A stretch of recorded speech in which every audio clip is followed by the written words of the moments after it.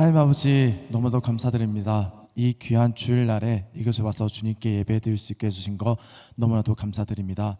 주님, 저희 예배 드릴 때 주님 기뻐하시는 예배 드릴 수 있도록 아버지 도와주시고 주님 홀로 영광 받아주시옵소서. 감사드렸고 예수님 이름으로 기도드립니다. 아멘. 저 빠세요. 우리는 항상 기뻐하고 감사하고 또 찬양 드리며 살 줄 믿습니다. 요약하면 기감찬이라고 하는데요.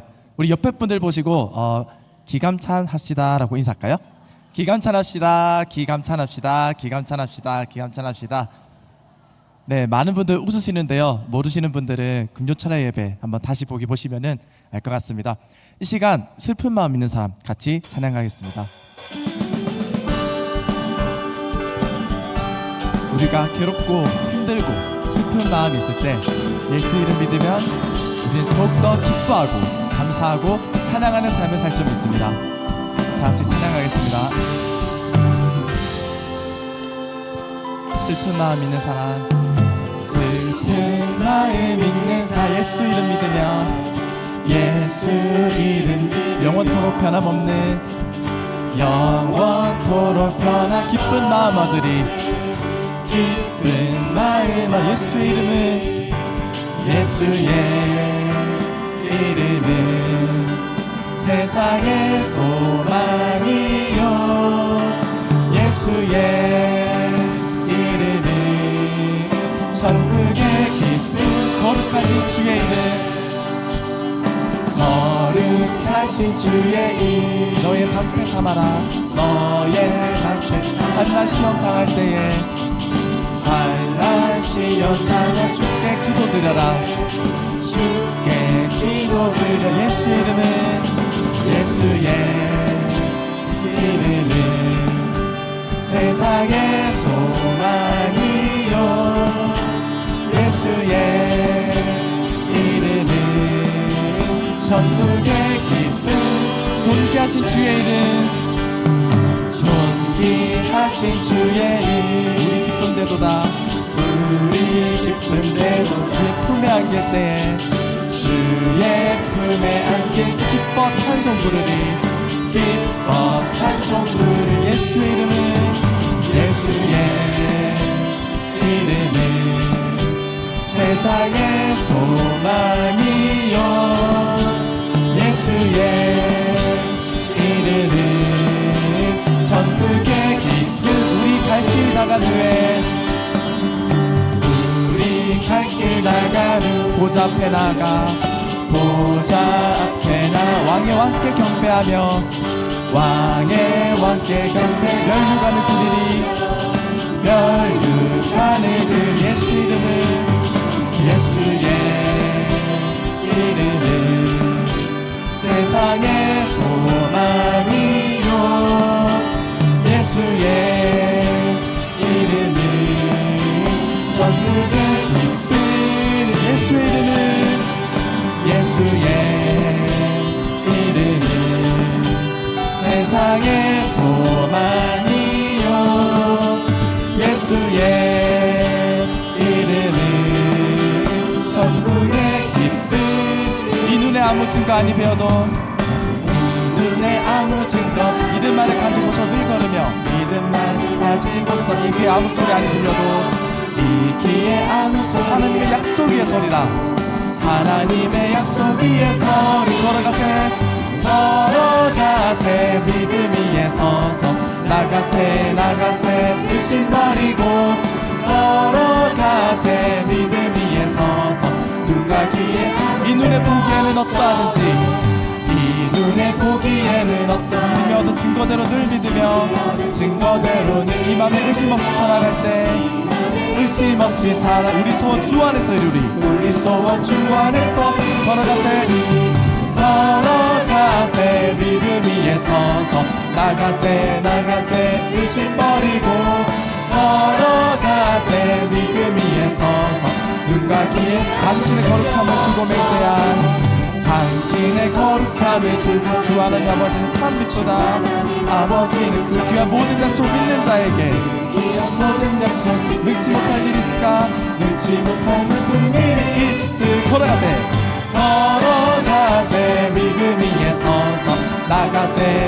나가세 의심 버리고 걸어가세 믿음 위에 서서 눈 감기에 아무 증거 걸어가세 믿음 위에 서서 나가세 의심 버리고 걸어가세 믿음 위에 서서 눈 감기에 아무 증거 없어도. 하나님께 영광 박수 돌리겠습니다.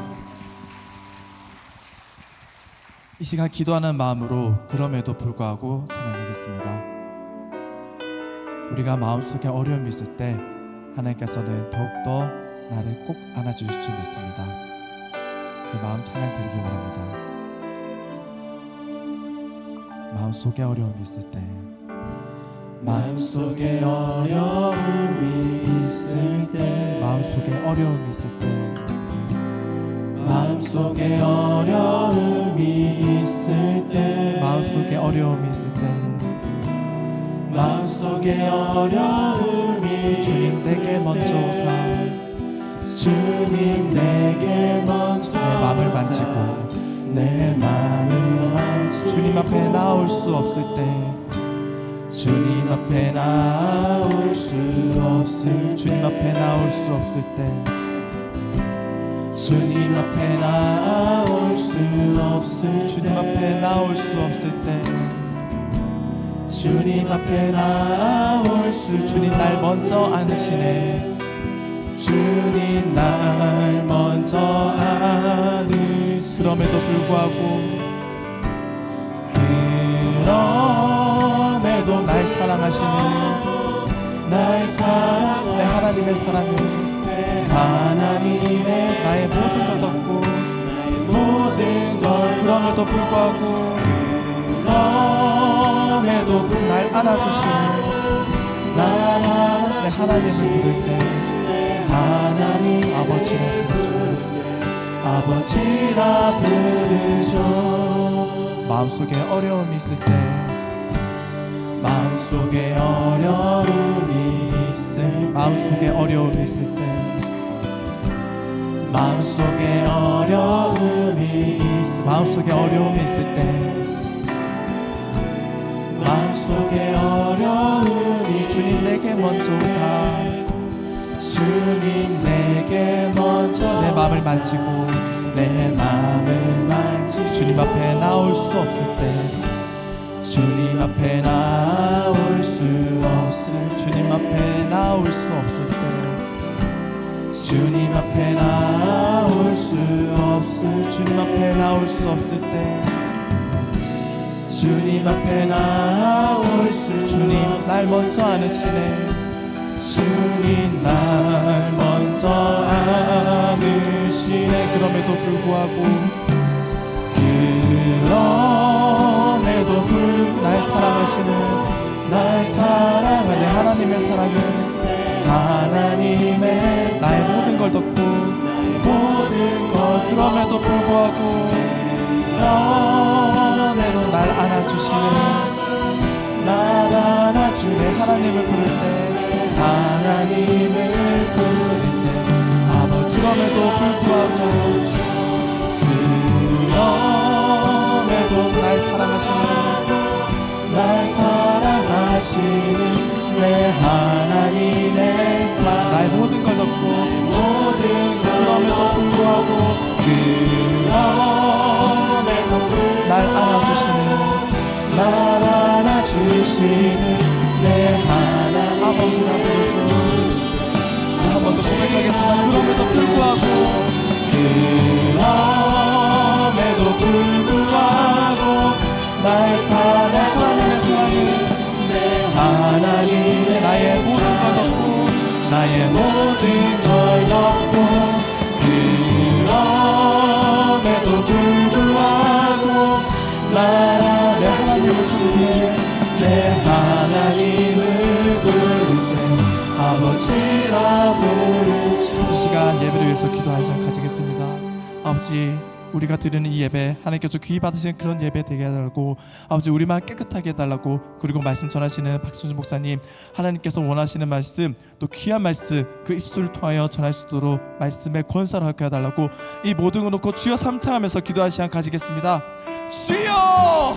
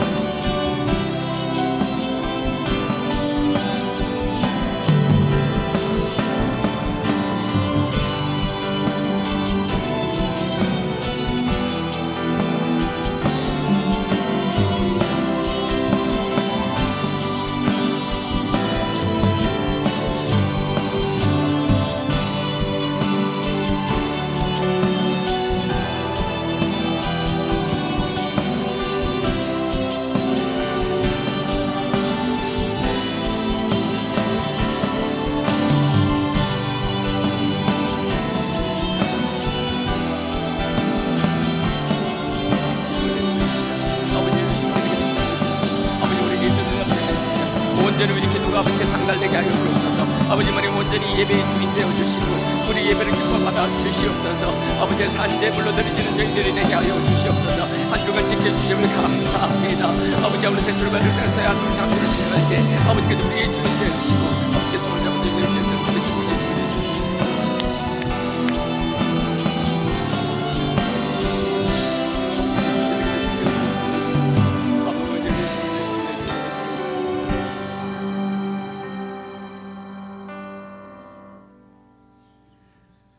모든 영광 하나님께, 모든 영광 하나님께,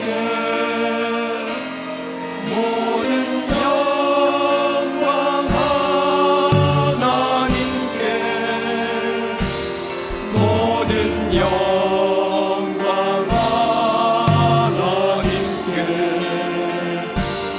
나는 모든 영광 하나님께,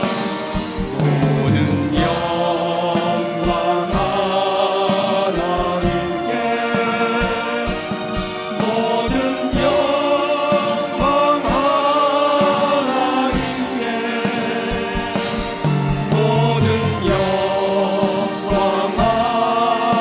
하나님께.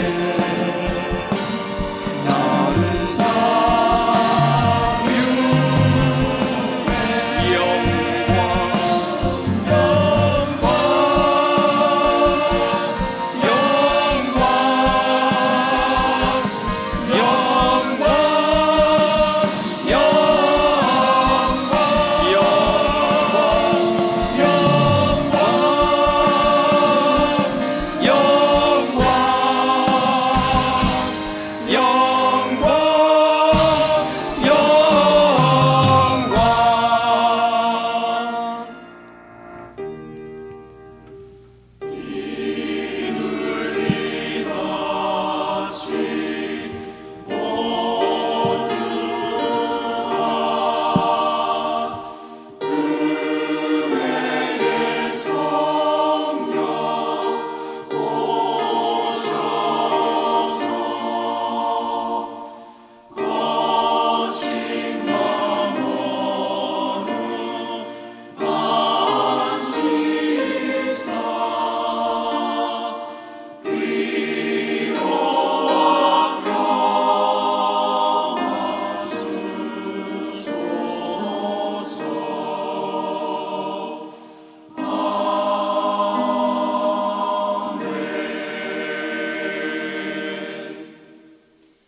너희는 여호와의 길을 예비하라. 다시 오실 주님의 길을 평탄케 하라.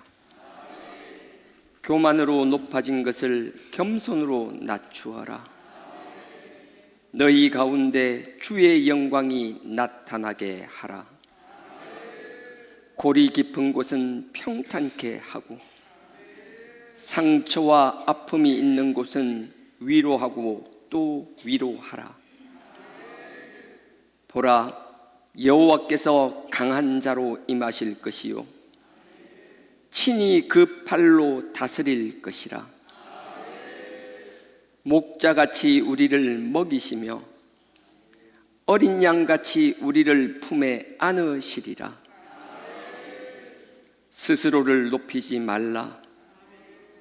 모든 육체는 풀이요 인간의 아름다움은 꽃과 같으니 풀이 마르고 꽃이 시듬같이 너희도 이내 사라지리라.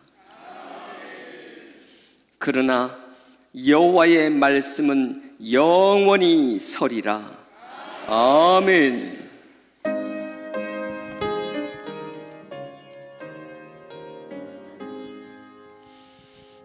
만복의 근원 하나님, 온 백성 찬송 드리고 저 천사여 찬송하세.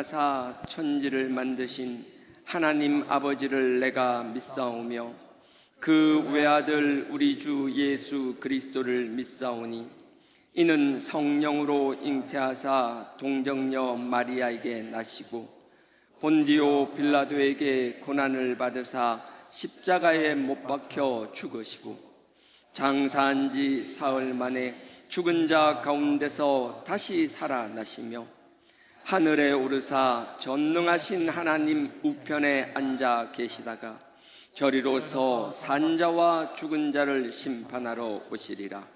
성령을 믿사오며 거룩한 공예와 성도가 서로 교통하는 것과 죄를 사하여 주시는 것과 몸이 다시 사는 것과 영원히 사는 것을 믿사옵나이다.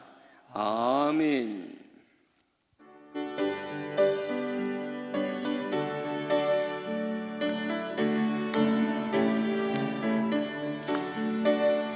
선한 목자 되신 우리 주 항상 인도하시고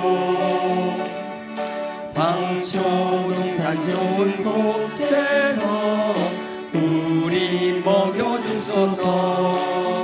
선한 목자 구세주여 항상 인도하소서.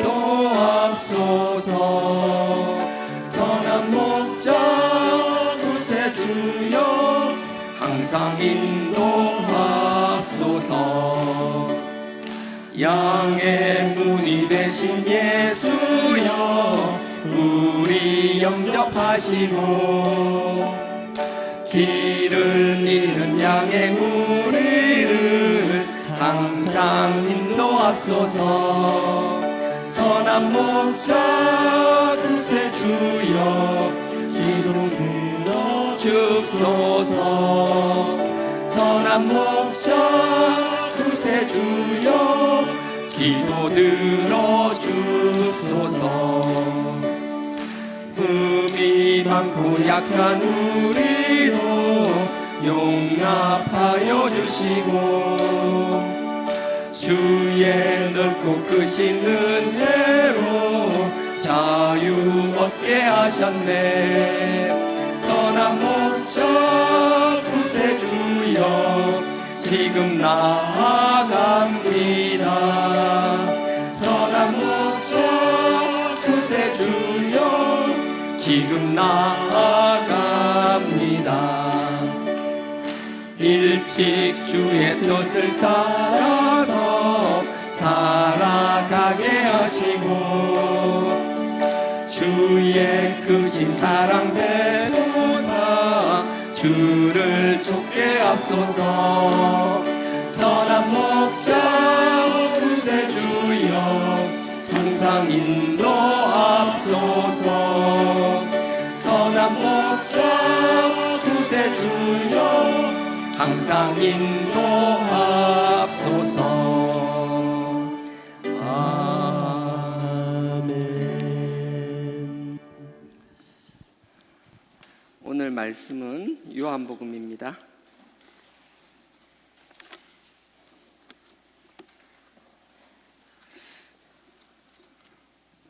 요한복음 18장입니다. 요한복음 18장 25절에서 32절까지 읽겠습니다. 신약 180페이지입니다. 신약 180페이지 요한복음 18장 25절에서 32절까지입니다. 다 같이 교독하도록 하겠습니다. 제가 먼저 읽겠습니다. 시몬 베드로가 서서 불을 쬐더니 사람들이 묻되 너도 그 제자 중에 하나가 아니냐? 베드로가 부인하여 가로되 나는 아니라 하니 제사장의 종 하나는 베드로에게 길을 베어 버리운 사람의 일가라 가로되 내가 그 사람과 함께 동산에 있던 것을 내가 보지 아니하였느냐? 이에 베드로가 또 부인하니 곧 닭이 물더라. 저희가 예수를 가야바에게 관정으로 끌고 가니 새벽이라. 저희는 더럽힘을 받지 아니하고 유월절 잔치를 먹고자 하여 관정에 들어가지 아니하더라. 그러므로 빌라도가 밖으로 저희에게 나아가서 말하되 너희가 무슨 일로 이 사람을 고소하였느냐? 대답하여 가로되 이 사람이 행악한 자가 아니었다면 우리가 당신에게 넘기지 아니하였겠나이다. 빌라도가 가로되 너희가 저를 데려다가 너희 법대로 재판하라. 유대인들이 가로되 우리는 사람을 죽이는 권한이 없나이다 하니 이는 예수께서 자기가 어떠한 죽음으로 죽을 것을 가리켜 하신 응하게 하려 함이러라. 아멘. 성가대 찬양으로 하나님께 영광 올리겠습니다.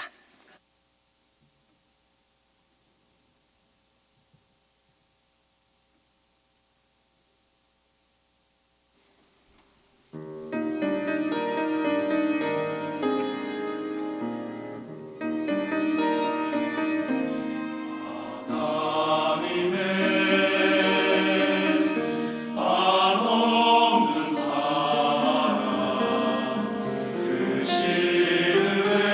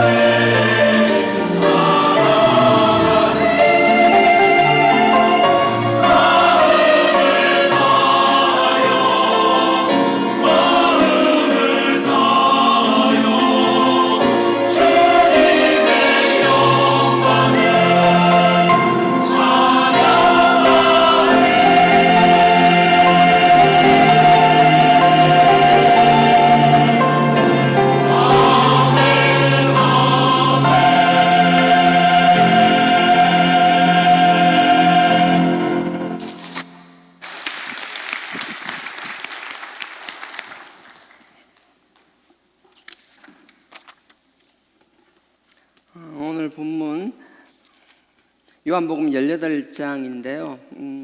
앞쪽은 너무 길어서 제가 읽진 않았었고요.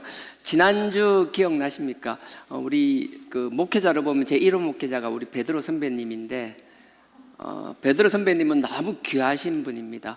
지난주에도 말고의 길을 자르고 할 때 보면 위급한 상황에서는 뒤로 약간 숨어 있다가 그 상황이 해결되고 또 주님께서 강력한 능력을 나타내시면 언제 뒤에 숨어 있었냐는 듯이 또 맨 앞에 딱 나와가지고 칼로 막 귀 자르고, 또 주님께서 번거롭게 귀 다시 붙여주게 만들고, 자기 딴에 뭘 한다고 하는데 막 어지는 거 있잖아요. 누군가 다시 손을 대야 되는 그런 상황을 만드시는 분. 그래서 항상 베드로 선배님을 볼 때마다 항상 마음이 따뜻해지잖아요. 네, 오늘은 더 따뜻해지는 내용입니다. 베드로 사도가 수많은 하나님의 종으로서 많은 사역들을 했지만 가장 크게 쓰임 받았을 때가 오늘 본문입니다. 그래서 가장 위대한 사역을 하셨고요. 솔직히 이야기하면 가장 큰 오역이었고요. 그래도 그게 왜 위로가 되는가 하면, 베드로가 정말 씻을 수 없는 이 오역과 오점을 남겼지만 그래도 됐다라는 거예요. 그럼에도 불구하고 가장 잘 되었다라는 겁니다. 그래서 우리 모두에게 희망이 되는 줄 믿습니다. 우리가 정말 베드로보다 더 나쁜 짓을 주님께 할 수 없을 것 같은데, 그래도 주님은 우리를 다시 쓰신다라는 것. 지금에 있는 우리의 모습을 보고 우리의 미래를 예측하지 않았으면 좋겠습니다. 우리 특히나 가족들, 우리 자녀들을 바라보면서 지금의 모습으로 앞으로의 그들의 미래를 예단하지 않았으면 좋겠습니다. 하나님은 우리가 상상할 수 있는, 우리가 생각하는 그 범주 안에 갇혀 있는 분이 결코 아니십니다. 우리가 어떤 생각을 하든 그 이상의 것으로 채워주시는 분인 줄 믿습니다. 베드로가 예전에 우리도 바이블 칼리지라는 게 있었거든요. 제가 개척하러 나갔다가 2010년도 나갔다가 돌아와서 2012년, 13년 고맘때로 기억합니다. 우리도 바이블 칼리지라 해가지고 그때는 제가 욥을 시작했고요. 그때 계획은 또 다른 사역자들이 하나의 과목, 그러니까 성경을 한 권씩 맡아서 주중에 화요일이나 목요일쯤에서 성경을 이렇게 가르치는 거였어요. 저녁마다. 그런 걸 기획했습니다. 그래서 뭐 이렇게 현수막 같은 것도 만들고 바이블 칼리지, 제가 할 때 욥기 편 이런 식으로 해서 계속 하려고 했는데 참 감사했었어요. 그때 할 때 지금은 소천하셨지만 김진 전 장로님이 굳이 찾아오셔가 저한테 참 이렇게 격려도 많이 해주시고, 다 아시잖아요. 그분 같은 경우에는 뭘 모르겠어요. 제가 볼 때는 진짜 번데기 앞에서 주름 잡는 거였겠죠. 그럼에도 불구하고 당신이 놓쳤던 거, 생각 안 했던 거 한두 가지를 생각나게 하니까 그게 감사하다라고. 역시 신앙은 그런 것 같아요.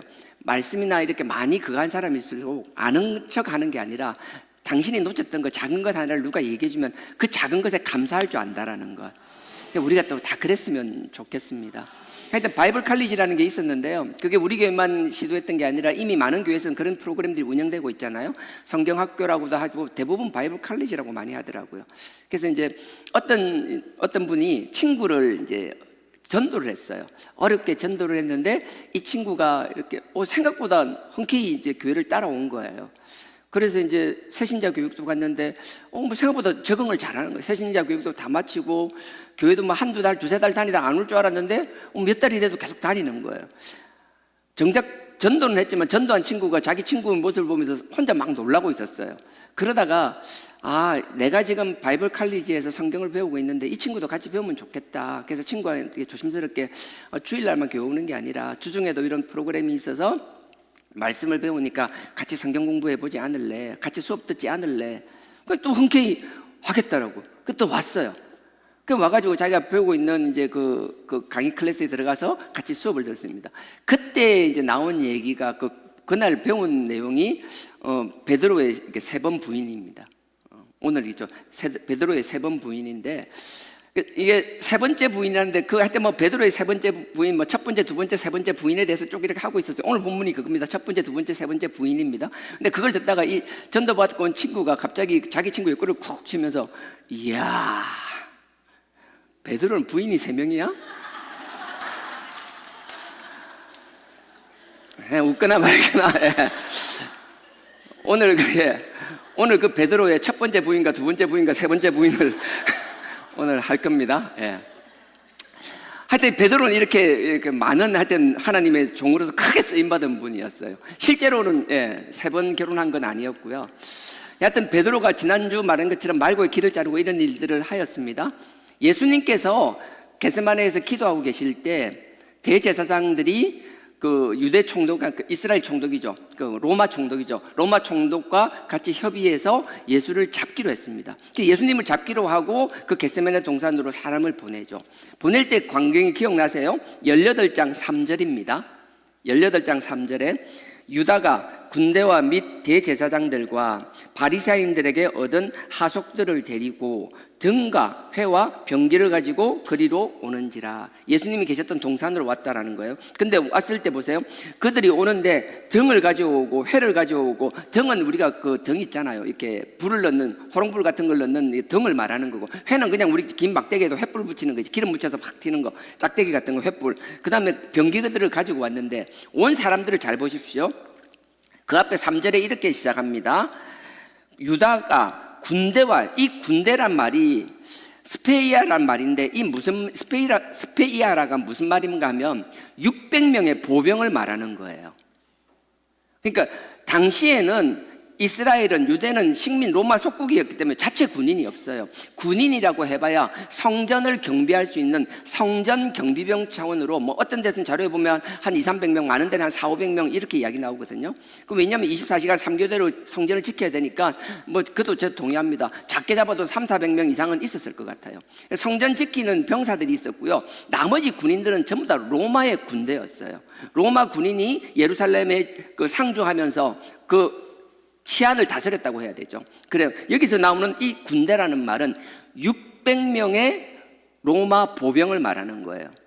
그러면 이 600명의 로마 보병인데 이 600명이 다 왔느냐? 그건 알 수가 없잖아요. 근데 최소한 600명이 다 오지 않았어도 최소한 300명 정도는 왔다라는 게 저의 생각이에요. 왜 그렇게 생각하는가 하면 12절을 한번 보십시오.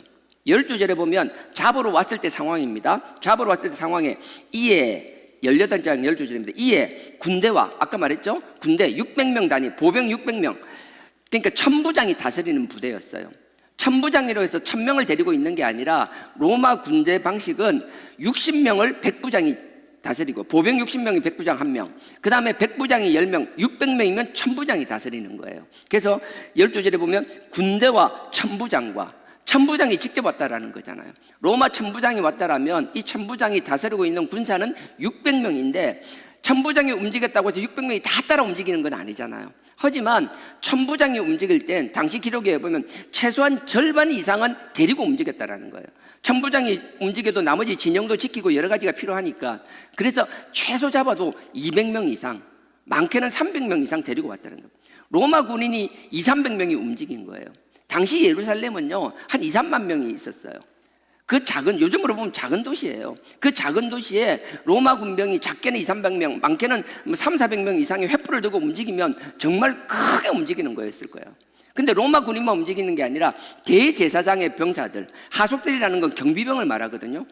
성전을 지키는 경비병도 투입되었어요. 바리새인들이 데리고 있는 자체 사병 같은 게 있었어요. 그것들도 동원되었어요. 그러면 작게 잡아도 뭐 300~400명은 훌쩍 넘어갈 것이고요. 많게는 400~500명 이렇게 넘어가는 인원들이었을 거라고요. 예수님 한 명을 잡기 위하여 그만큼 많은 인원들이 동원되었다라는 거예요. 근데 뭐 그게 뭐 어째서 뭐 어쩌라고. 참 감사한 게 그런 거예요. 예수님은 남한테 속이는 게 없었어요. 항상 오픈되어 있었고 거짓이 없었고요. 남한테 숨길 이유도 없었고요. 숨지도 않으셨어요. 물론 하나님의 뜻을 이루기 위해 잠깐 자리를 비우고 그런 건 있었지만 항상 남들 앞에 당당하고 담대하셨어요. 그리고 많은 사람을 데리고 다니면서 그들을 조직화하고 힘을 가지고 자기 힘을 나타내려고 하신 분이 결코 아니었어요. 예수님께서 많은 사람이 따르고 많은 힘을 가질 수 있었지만 주님께서 그들에게 말한 건 뭐예요? 복음을 전하는 도구로 사용하셨고, 누군가의 필요를 채워주고 병을 고쳐주고 귀신을 떠나게 하는, 남을 유익하게 하는 도구로 그들을 사용하셨어요. 근데 주님께서는 아무리 선한 의도로 그렇게 살아가셨어도 악한 마음이 있는 사람은 상대가 아무리 선한 의도를 가지고 선한 일을 해도 그게 선하게 보이지가 않는 거예요. 자기 마음이 악하니까 모든 게 악한 거예요. 그러니까 이 뭐예요? 대제사장들과 서기관과 바리새인들은 예수님이 많은 사람들이 무리가 따라다니는 걸 봤잖아요. 그러니까 예수님께서 그들을 통하여 폭동을 일으키고 그들을 무장시켜서 무력으로 행사할 거라고 항상 그를 염두에 두고 있었던 거예요. 그러니까 성전 경비병 몇십 명만 보내도 될 걸 예수님이 제자바에 12명밖에 안 따라다녔잖아요. 이때는요. 밤에는 그들밖에 없는 걸 이미 다 알고 있었을 거잖아요. 하지만 그들의 마음이 악하니까 그대로 보지 못하는 거예요. 예수는 눈에 보이는 건 저렇지만 그 뒤에는 많은 무리들을 숨겨놓고 있어서 언제든지 우리에게 반격할 거야 라는 그 위협이 있었기 때문에 로마 군대를 요청을 한 것이고 자기 군대까지 다 해서 그 예수님 한 명 잡자고 그 수백 명, 작게는 200~300명, 많게는 400~500명이 우르르 막 몰려간 거예요. 생각해 보십시오. 400~500명이 작을 거라고 생각하세요? 그것도 다 군장을 한 사람들, 무기를 든 사람들. 예수님은 12명 제자와 함께 있었어요. 겟세마네 동산에서 기도하고 있었어요. 나는 베드로의 모습이 충분히 이해가 가요. 우리가 베드로에 대해서 막 이렇게 험담을 하고 함부로 쉽게 얘기할 수 있는 것 같지만 그 상황이 되면 우리가 베드로보다 낫지 않을 건 너무나 자명한 사실이에요. 우리 누구도 베드로보다 나은 행동을 하지 못했을 거라고요. 예수님 한 분 모시고 우리 12명이 모여 있는데 막 갑자기 막 400~500명이 넘는 사람들이 횃불을 들고 등을 들고 칼을 들고 방패를 들고, 로마 군인 같은 경우에는 그 보병들 갑옷을 입고 투구를 쓰고 그렇게 막 몰려왔을 때 얼마나 두려웠겠냐라고요. 그 두렵고 그 뭘 할 수 없는 그 두려움 가운데 떨고 있는 제자들에게 예수님이 어떻게 하셨어요? 예수님 당신의 능력을 이렇게 나타낸 적이 한 번도 없었어요. 막 두려워서 떨고 있는 그 제자들에게, 그 제자들 앞에서 예수님이 탁 먼저 나서잖아요. 너 왜 왔는데? 누구 찾는데? 예수를 찾으니까 나다라고 먼저 드러내시잖아요. 주님의 능력은요, 다른 게 있어요. 뭐 병자를 고치고 이런 능력뿐만 아니라 본인 스스로가 본인을 드러내는 순간 그 강력한 빛이 어둠을 다 괴멸시켜버리고 만다라고요. 그게 주님의 능력이었어요. 수백 명의 군사들이 왔지만 주님께서 당신을 당당하게 드러내시고 주님의 그 영광의 빛이 선포되자 그들은 다 꼬꾸라져 버렸어요. 주님은 제자들 앞에서 내가 이런 사람이라는 걸 나타내셨어요. 그때 베드로가 그랬죠. 또 베드로가 언제 주눅 들었냐는 듯이 또 주님이 그 영광을 나타내시자 또 막 일어나서 막 말고 기자르고 난리잖아요. 그때 주님께서 뭐라 그러세요? 그들 잡으러 온 사람들한테 너네들은 나만 잡으면 되니 이 제자들은 그냥 조용히 보내주라고, 그렇게 보내주라고 얘기했어요. 그때만 하더라도 제자들은 주님께서 다 상황 정리할 줄 알았어요. 근데 그 제자들 입장에서는 주님은 정말 제자들에게 배신처럼 느껴질 말을 하셨어요. 그게 무슨 말인가 하면 18장 11절입니다. 그 바로 앞에가 베드로가 말고의 귀를 자르는 거예요. 여기 나타나지만 주님께서 귀를 또 갖다 붙이셨어요. 자, 11절입니다. 예수께서 베드로더러 이르되 검을 집에 꽂으라. 야, 너 칼 함부로 쓰지 마. 너 칼로 쓰면 칼로 망한다. 그렇게 말하면서 뭐라고 하는 거 보세요. 아버지께서 주신 잔을 내가 마시지 아니하겠느냐. 주님께서 잡으러 온 그 수백 명, 많게는 500~600명에 육박하는 군대, 어쩌면 그 천부장의 600명 군사가 다 왔다라면 700명, 800명도 넘는 군사였겠죠. 그 많은 군사들을 그 주님의 영광 하나로 다 꼬꾸라뜨렸던 그 주님께서 기껏 한다는 말씀이 그건 거예요. 주님의 잔을 내가 어찌 피하냐고. 내가 잡혀가는 것 너무나 당연하다라는 거예요. 그 제자들에겐 정말 청천벽력 같은 소리였을 거라고요. 그 상황이 되니까 우리 함부로 얘기하지 마십시오. 누가 실족하고 넘어지고 도망가고 하는 모습 보가지고 어떻게 신앙인이 저럴 수 있냐, 천만에요. 우리가 죄에서 자유로울 수 있는 사람이 누가 있어요? 그냥 들킨 죄와 들키지 않은 죄뿐이 없더라고요. 드러난 죄와 드러나지 않은 죄밖에 없더라고요. 우리 모두가 십자가 앞에서 죄인일 수밖에 없더라고요. 누가 누구를요? 여기 하나 끼워 놓으시고 마가복음 잠깐 갔다 오겠습니다. 그러니 여러분 집에 있는 그분 자꾸 미워하지 마세요.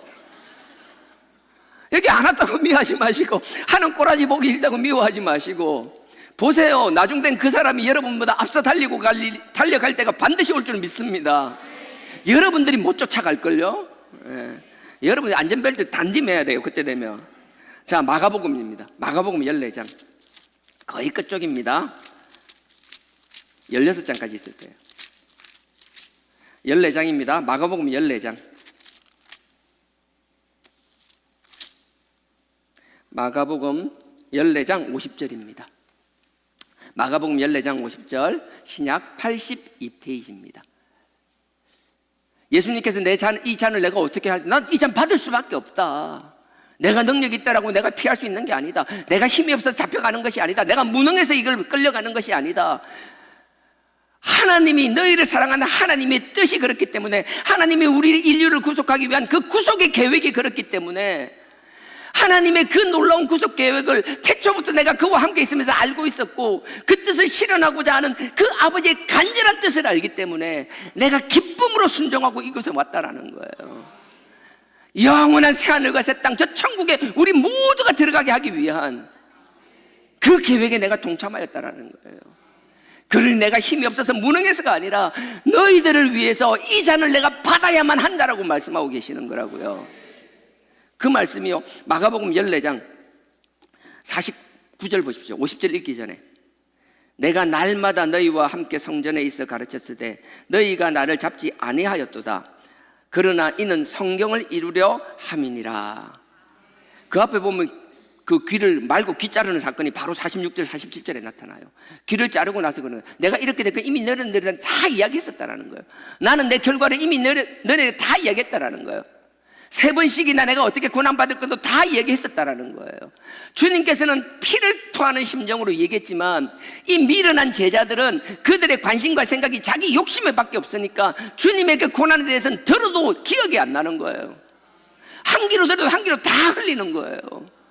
주님께서 정말 하시고자 하는 얘기는 듣고 다 흘려버리고, 주님께서는 정말 하나님의 뜻을 이루기 위하여 정말 예외적으로 보여진 작은 것들, 정말 예외적으로 보여준 것들, 거기에만 집중을 하니까 서로 자리는 누가 더 높은 자리에 올라가느냐, 뭐 하느냐, 쓸데없는 데만 관심이 많았다라는 거예요.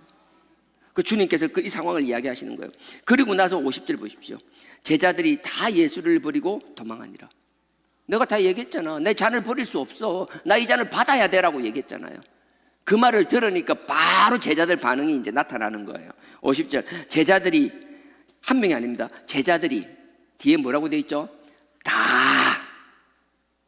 한 놈도 예외 없이 제자들이 다 예수를 버리고 도망하니라. 베드로만 그렇더라고요? 나머지 제자들 안 그럴 거라고요? 우린 안 그럴 거라고요? 천만에요. 제자들이 다 예수를 버리고 도망하니라. 51절에 그 도망가는 과정에서도요, 마가라는 사람은 어떻게 되는 거죠? 한 청년, 마가를 말하는 겁니다. 이 저자 마가는 벗은 몸에 배 헛이불을 두르고 예수를 따라오다가 무리에게 잡힘에 배 헛이불을 버리고 벗은 몸으로 도망가니라. 이 벗은 몸 벌거벗고 도망갔다는 거예요.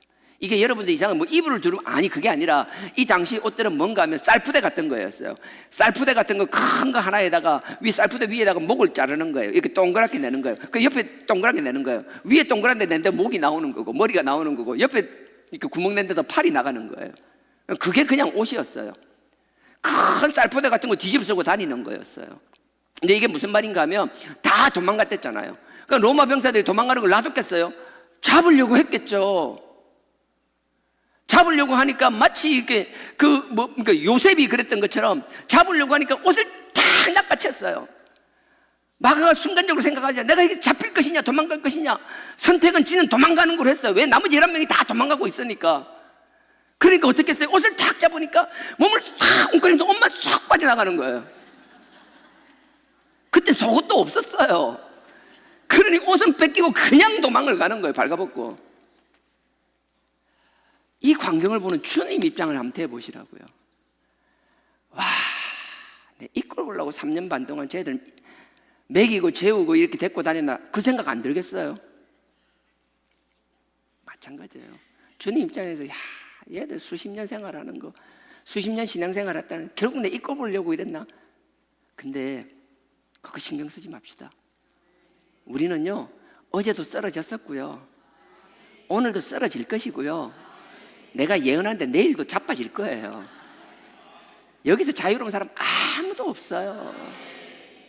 우리가 쓰러지고 넘어지는 게 문제가 아니라, 하나님께서 쓰러지고 넘어질 때마다 우리를 향하여 바라보시며 손을 벌리시며 그 아들의 그리스도의 보혈로 다시 일어서기를 원하시는데, 우리가 주님의 그 사랑을, 그 주님의 손을 우리가 뿌리치는 게 문제라고요. 우리는 쓰러지면 또 일어나야 되는 거예요. 쓰러지면 또 일어나는 거예요. 그렇다고 여러분들이 감당할 수 있고 끊어버릴 수 있는 죄를 끊임없이 반복하라 소리는 결코 아닙니다. 우리가 성화되어 간다라는 것은, 주님 안에서 성장해 나간다라는 것은, 십자가의 보혈로 성장한다라는 것은, 우리의 허물과 죄가 많았을 때 10번 하던 걸 8번, 7번, 6번 점차적으로 줄여나가며 우리의 죄와 허물이 있었던 그 자리를 아버지께서 보내주신 그 성령과 말씀으로 채워나가는 삶. 우리의 생각과 우리의 기준을, 우리의 경험과 우리의 생각들이 아니라 하나님을 향한 사랑과 하나님의 말씀과 성령님의 도우심으로 끌려가는 삶, 그렇게 성장해 나가기를 주님의 이름으로 축원드립니다. 저도 그렇고 여러분, 우리 모두가 그렇게 성장하기를 원합니다. 이런 상황이었어요. 그게 다시 18장 돌아가겠습니다. 요한복음. 주님께서 내가 잔을 피할 수 없다니까 지금 제자들이 일하고 있는 거예요. 우리말 익하고 있는 거예요. 지금 이게 18장 11절이었습니다 11절 뒤에 바로 이 사건들이 일어났습니다. 그리고 나서 12절입니다 12절에 이에 군대와, 아까 이야기했죠, 그 군대 600명 중에서 몇 명이 왔는지 모르겠지만 천부장이 직접 온 거예요. 보세요. 이에 군대와 천부장과 유대인들의 하속, 유대인들의 하속은 그들의 그 성전 지키는 군병들을 말하는 거예요. 유대인들의 하속들이 예수를 잡아 결박하여, 그리고 딱 잡아간 거예요. 이미 제자들은 다 도망가고 예수님 혼자 덩그러니 남아있는 거예요. 로마 군병들도, 그 다음에 성전 경비병들도, 그 제사장의 하속들, 그 병사들도 와서 참 황당했을 것 같아요. 야, 예수 믿고 따르는 사람들이 딱 이 정도밖에 안 되나?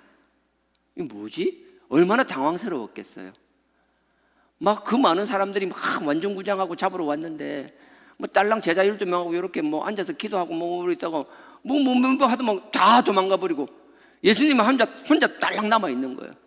그 예수님 이제 결박해가 이제 끌고 가는 거예요. 세상 사람들은요, 제자들이 나약한 모습을 보고 군병들이 그랬던 것처럼 저 세상 사람들은 우리의 이런 나약한 모습들을 보고 군병들이 조롱했듯이 그렇게 하고 있을 거라고요. 과거에도 우리의 정말 하찮은 모습들을 보고 계속 그렇게 조롱하고 있었을 것이고요. 지금도 우리의 모습들을 보고 조롱하고 있을 것이고요. 입만 살한 사람들이라고, 뭐 아무 관계 그냥 입만 살았다라고, 앞으로도 그럴 거예요. 하지만 그것 우리와는 아무 상관없는 줄 믿습니다. 우리가 나약한 모습을 보이더라도 결국은 우리가 베드로가 다시 일어서고 제자들이 다시 일어선 것처럼 우리는 저 십자가의 그리스도의 보혈을 의지하고 일어서야만 하는 존재라는 거예요. 일어선 자는 하나님의 영광을 취할 것이요, 스스로의 환경을 합리화하며 자신의 실수를 합리화하며 거기에 빠져서 벗어나지 못하고 있다라면 결국 하나님의 영광과 상관없는 사람이 되고 말 거라는 거예요. 나는 영적 전쟁 이야기하는데, 나는 정말 우리 모두가 이 영적 전쟁에 대해서는 정말 다짐이 확실해야 된다고 생각합니다. 그냥 설렁설렁 신앙생활에서 다 구원받을 수 있고 하나님의 영광에 도달할 수 있고 우리를 위해 준비된 저 새하늘과 새 땅에 도달할 수 있다는 생각을 버려야 한다고 저는 확신하고 있습니다. 그냥 갑자기 믿어 언제 몇 년 며칠 몇 년 몇월 며칠 뭐 사주 봅니까? 궁합 봅니까? 그거 알면 가는 거예요? 과거의 그 경험이 미래를 확 담보할 수 있어요. 물론 그렇게 가는 사람도 있겠죠. 내가 어떻게 없다라고 얘기할 수 있겠어요. 근데 남은 모르겠고 내가 우리 스스로의 삶을 보라고요. 과거의 우리 확신이 지금의 우리의 삶을 담보하고 있는지, 지금의 모습이 미래까지 내가 확신할 수 있는지, 하나님에 대한 구원에 대한 문제, 그러니까 단번에 들어진 이 이야기하면 한도 끝도 없고요. 저는 분명히 이야기합니다. 솔직히 저는 그 부분에 대해서 이게 커트라인이 100점일지 90점일지 80점일지 몰라요. 하지만 나는 어떤 경우의 수를 생각할지라도 가장 안전한 길을 선택하고 싶어요.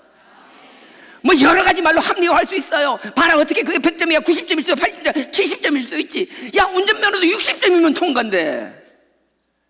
그래요, 운전면허 따듯이 천국 가시든지. 저는 모르겠어요. 성경 말씀 보면 이런 건 이렇고 저런 저렇고 뭐 하나 가지고 완벽하게 막 상대 논리를 제압할 만한 건 난 찾지 못하겠어요. 지금 1, 2년에 뭐 끊임없이 저는 그래서 상관없어요. 그냥 우리 기준은 남들이 뭐라 하든 가장 안전한 기준을 목표로 삼고 그 목표를 이루지 못할지라도 그 목표를 향하여 나아가는 삶을 살기를 주님의 이름으로 축원드립니다. 저부터 자신이 없어서 그래요. 말로야 큰 소리 치지 마. 앞에 서서 막 거품 물고 막 침 튀기고 뭐 여러분 어떤 사람 막 스프레이로 물 뿌리듯이 막 침 튄다고 그러는데 그거요 제가 불안해서 그런 거예요. 나도 내 자신을 확신할 수 없어요. 그러니 저만 그런가요? 아니잖아요. 우리 다 부족한 사람들이잖아요. 베드로가 그렇고 제자들이 그렇다라면. 그래서 이 주님, 베드로의 주님에 대한 이 세 번 부인을 보면서 우리는 이렇게 하지 말아야겠다 그런 다짐을 하며 또 누군가 이런 일들을 하고 쓰러지는 사람이 있을지라도 손가락질하는 게 아니라 다시 일으키기 위하여 일어설 수 있게 하기 위하여 기도해 주는 우리 신앙 공동체가 되기를 주님의 이름으로 부탁드립니다. 15절입니다. 15절에는 이제 그 안나스에게 잡혀가는 겁니다. 안나스에게 잡혀가는데 13절에요. 안나스에게 끌고 가니 안나스가 당시에 대제사장은 가야바인데 가야바의 장인이었어요. 실제적인 가야바는 약간 바지 사장 같은 느낌. 안나스가 실세. 하여튼 그런 사람이었어요. 먼저 안나스에게 끌고 가니 안나스는 그 해의 대제사장인 가야바의 장인이라. 그래서 안나스에게 먼저 끌려가는 겁니다. 그리고 14절에 이런 말이 있습니다. 가야바는 유대인들에게 한 사람이 백성을 위하여 죽는 것이 유익하다 근고하던 자라. 여러분들 요한복음 11장에 보면요 나사로를 살리고 나서 사람들이 뭐 죽은 사람을 살렸잖아요. 살리고 나니까 사람들이 막 구름대처럼 몰렸잖아요. 그때 가야바가 했던 말이 기억나세요? 요한복음 11장 50절에 뭐라고 했는가 하면 한 사람이 죽음으로 해서 로마가 와서 우리를 짓밟는 걸 막을 수 있다면 누군가는 희생해야 된다. 이미 가야바는 그때부터 그런 마음을 계속 가지고 있었던 거예요. 근데 그게 실현되는 거예요. 그래서 하나님께서는 당신의 뜻을 이루실 때요 누군가의 마음 하나하나까지도 하나님이 다 들어 쓰시는 거예요. 그러니까 나는 여러분들이 하나님의 좋은 의도로 좋은 도구로 사용되기를 주님의 이름으로 축원드립니다. 하나님의 악한 도구로 쓰임받지 않았으면 좋겠어요. 그래서 항상 우리가 기도할 때 하나님이 이 한평생 살아갈 때 뭘 하든 의미 없는 삶이 아니라 아버지의 도구로 쓰임받고 싶다라고, 악한 도구가 아니라 당신의 뜻을 성취하는 일에 쓰임받고 싶다라고. 우리의 필요를 위하여 기도하는 것도 중요하지만 하나님 앞에 대의를 놓고 큰 기도를 할 수 있는 저와 여러분 되길 주님의 이름으로 부탁드립니다. 그러고 나서 15절이에요. 이제 베드로가 가서 이제 뭐 쭉 얘기하는데 이제 첫 번째 부인하는 게 나옵니다. 첫 번째 와이프입니다. 자, 15절. 시몬 베드로와 또 다른 제자 하나가 예수를 따르니, 이 요한을 말하는 겁니다. 베드로와 요한. 아까 마가도 그렇고 자기를 안 나타내요. 마가도 보면 한 사람은 자기고 여기도 보면 베드로와 요한을 이야기하는 겁니다. 15절. 시몬 베드로와 또 다른 제자 요한이라는 사람이 예수를 따르니, 아까 도망갔댔잖아요. 도망가니까 뒤에서 따르는 거예요. 따르니 이 제자는 대제사장과 아는 사람이라. 요한은 대제사장하고 아는 친인척 관계였나 봐요. 그래서 아는 사람이라 예수와 함께 대제사장의 집들에 들어가고, 요한은 대제사장 집 사람하고 아니까 그냥 들어갔어요. 근데 예수는 못 들어가는 거예요. 못 들어가고 밖에 있었습니다. 16절에 베드로는 문 밖에 섰는지라 대제사장과 아는 그 다른 제자가 나가서 문 지키는 여자에게 말하여 베드로를 데리고 들어왔더니, 이 무슨 말인가 하면 요한이 먼저 들어가 있었어요. 자기는 아니까, 대제사장과 아는 사이니까 들어가 있었어요. 근데 베드로는 못 들어오는 거예요. 근데 들어와서 한참을 있다 보니까 시간이 한참 지났을 거예요. 뒤에 보면 내용이 나오는데 베드로가 안 보이는 거예요. 보니까 문 밖에서 아직 못 들어오고 있는 거예요. 그래서 여자종 하나를 시켜가지고, 야, 가서 저 밖에 베드로라고 이렇게 딱 보면 이게 뱃놈같이 생긴 사람 하나 있을 거야.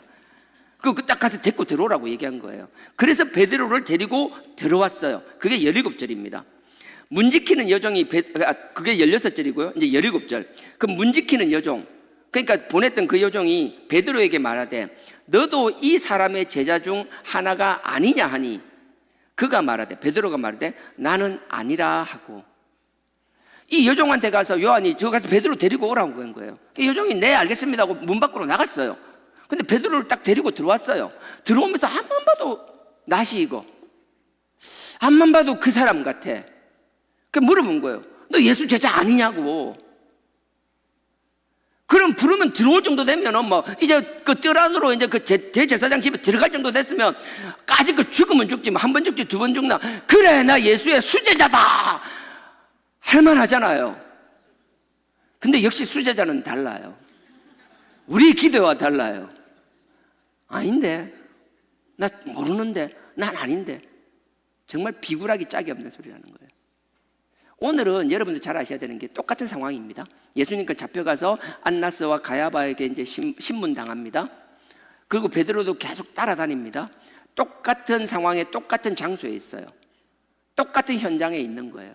근데 한 사람은 정말 똥개 같고요. 한 사람은 호랑이 같아요.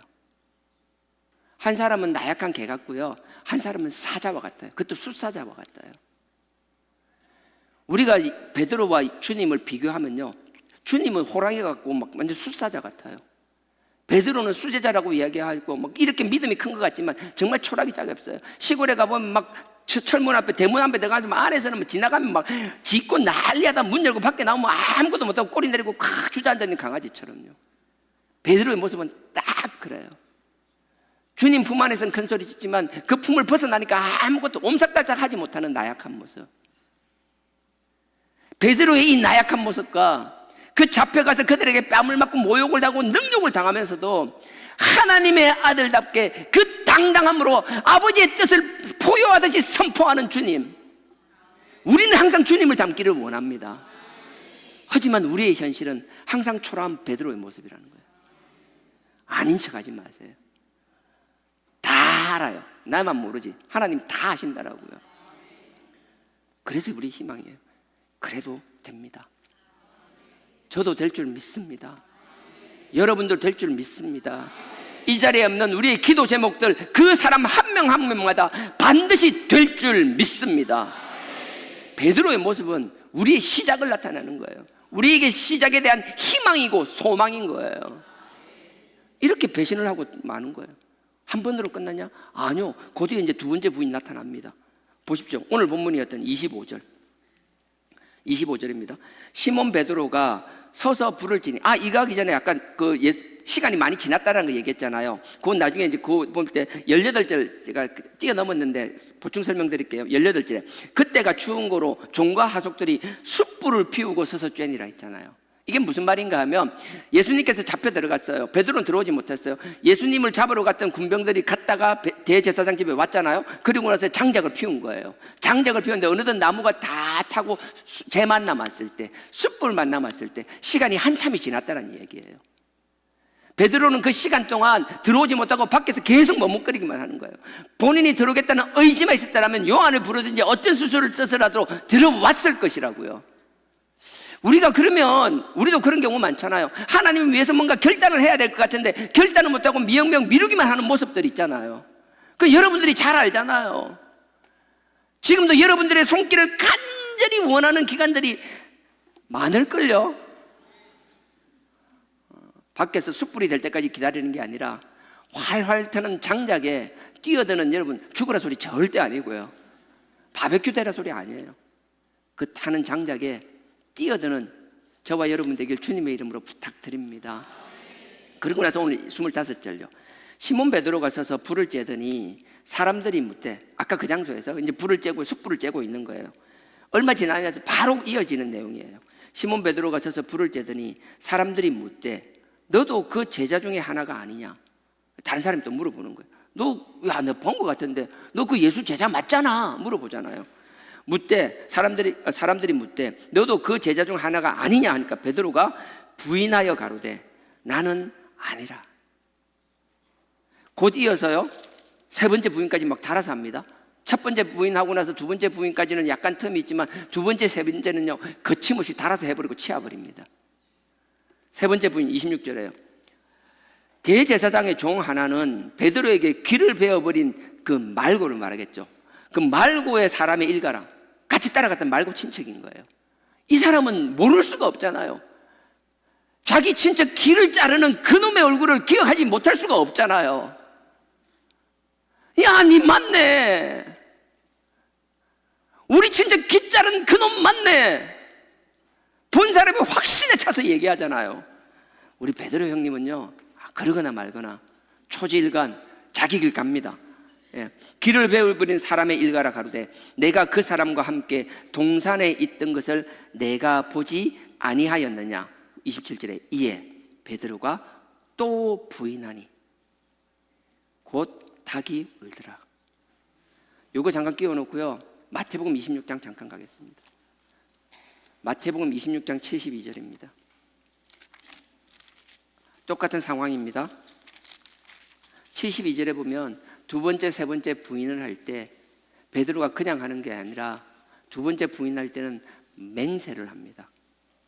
26장 72절입니다. 마태복음 26장 72절. 맹세를 한다는 건 그냥 맹세가 아니라 하나님의 이름으로.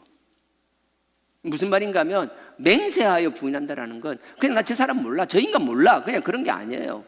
그냥 그런 게 제가 내가 하나님의 이름으로 저 사람 모른다라는 거예요.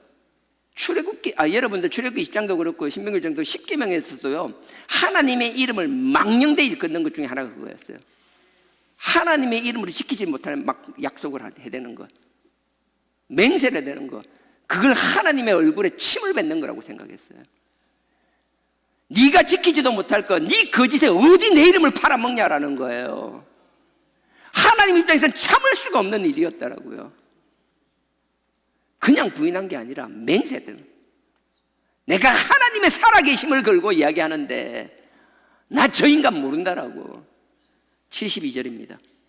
베드로가 맹세하고 또 부인하여 가로되 그 사람을 알지 못하느라. 감히 하나님의 이름, 하나님의 살아계심을 거론하기 시작했어요. 그리고 나서도 계속하는 거예요. 확실한 경험으로 이야기하는 사람들이 나타났잖아요. 그러니까 세 번째 할 때 74절 보십시오. 저가 저주하며 맹세하여 가로되 내가 그 사람을 알지 못하노라. 그냥 부인한 게 아니었어요. 아까는 맹세했었고 두 번째는, 이번에는 맹세가 아니라 저주하며 맹세하여 돼. 저주한다라는 건 두 가지가 있어요. 근데 많은 사람들은 또 이렇게 해석하기도 합니다. 이 베드로가 예수님 보고 저 하나님의 천벌을 받을 자, 예수님을 향하여 저주했다라는 말도 있고, 근데 저는 그렇게 생각하지는 않고요. 이 저주는 뭔가 하면 내가 만약 저 인간을 안다라면 내가 여기서 저주라는 건 뭔가 하면요, 하나님이 완전 진멸한다라는 뜻이에요. 이 저주한다는 건 하나님이 죽여서 완전 흔적도 없이 가루도 없이 만들어버린다라는 거예요. 이게 무슨 말인가 하면 내가 저 인간을 알면 내가 하나님이 나를 죽여도 좋다라는 거예요. 그런 식으로 사실 자신을 저주하면서 맹세하는 거라고요. 베드로는 그렇게까지 예수님을, 이건 배신이라고 표현하기엔, 배신이라는 표현으로 감당이 안 되는 거죠. 사람이 남들 보지 않는 데서는요, 우리 그렇잖아요. 뭐 나라님 없는 데서 돌아서가 나라님 욕도 한다라고, 뭐 선생님 욕 뭐 우습게 하잖아요. 밖에서는 존경한다 뭐 한다 하면 뒤에서 뒷담화하는 경우 많잖아요. 직장 상사, 뭐 심지어 부모 뒷담화하는 인간들도 저만 그런 것처럼 쳐다보지 마시고요. 나 소외감 정말 싫어합니다. 우리 뭔가 이거 공감대 따뜻한 우리 모두가 We are the world. 예. 하여튼 그렇잖아요. 근데 이게 그냥 그 종들에게, 말고의 길을 자른 그 친척에게 부인을 하고, 여종에게 부인을 하고, 맹세하면서 부인하고, 저주하며 맹세하며 부인을 하고, 주님 안 계신 데서 그럴 수도 있죠. 뭐 어때? 그럴 수도 있지. 근데 그게 그거로 끝난 게 아니었다라는 거예요. 누가복음 22장, 조금만 가면 있습니다. 누가복음 22장 61절. 죄송합니다. 왔다 갔다 하는데 같은 사건을 다 병행해서 기록된 겁니다. 누가복음 22장 61절. 136페이지입니다. 136페이지입니다. 누가복음 21장 61절. 처음 보면 베드로가 정말 가증스럽고 미워요. 싫어요.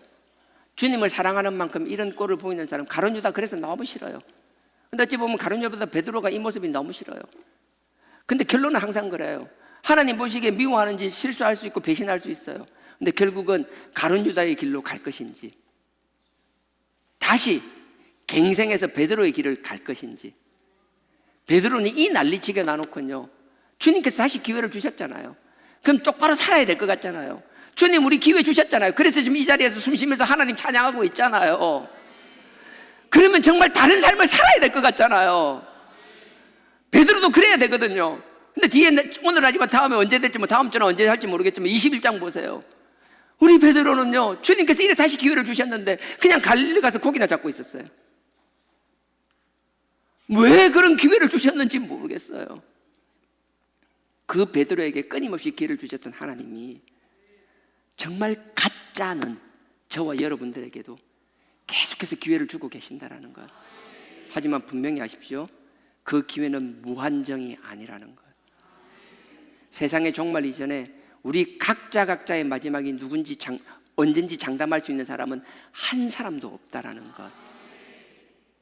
그러니 하루하루 주어진 시간에 감사하며 주어진 기회를 놓치지 않는 저와 여러분 되길 주님의 이름으로 부탁드립니다. 자, 61절입니다. 주께서 60절부터 읽을게요. 이거 달아서 읽는 게 더 효과적일 것 같아요. 60절에 베드로가 가로되, 세 번째 부인하는 장면입니다. 베드로가 가로되 이 사람아 야 하고 좀 약간 상대를 좀 기분 나빠서 낮추어서 얘기하는 거예요. 이 사람은 야 임마 하면서 야 임마 나는 너 하는 말을 알지 못하겠노라. 방금 말은 못하겠노라 하고 방금 말할 때 닭이 울었더라. 세 번 부인했을 때 곧 닭이 울었죠. 이 베드로가 이제 세 번째 부인을 한 거예요. 저주하고 맹세하고 부인한 거예요. 상대방에 대해서 막 이놈의 새끼 저놈의 새끼 임마 전마 하면서 그렇게 얘기를 한 거예요. 오케이, 그럴 수 있다고 얘기했잖아요. 보세요. 그렇게 얘기를 하고 있을 때 어떤 일이 같이 일어나고 있었는지 61절입니다. 주께서 돌이켜 베드로를 보시고, 이 상황이 어떤 건가 하면 예수님께서 이제 안나스에게 가서 신문을 받으셨어요. 그럼 혼자 이런 묶인 채로 그 안나스의 이제 그 집에서 나오는 거예요. 나와서 이제 가야바의 집으로 옮기는 거예요. 예수님께서 잡혀가 포박당해 끌려오는 거예요. 안나스 집에서 나와가지고 끌려가지고 막 가는 거예요. 가다가 이제 그 가야바 집으로 가잖아요. 가는데 마당 뜰에서 뭔가 시끄럽게 막 얘기하는, 누군가 흥분했고 임마 이 새끼 저 새끼는 내가 그럴 놈이 아니다 하면서 내가 맹세하고 막 저주하고 막 시끄러운 소리가 나는 거예요. 그 드럼통에 숯불 피워놓고 그러고 있는 거예요. 주님이 끌려가면서 막 시끄러워. 그래서 봤어요. 봤더니만 그 인간이야.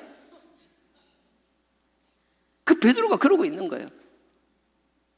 주님께서는 가다가 그러고 있는 베드로를 가다가 그냥 잡힌 채로 빤히 쳐다보고 있었어요.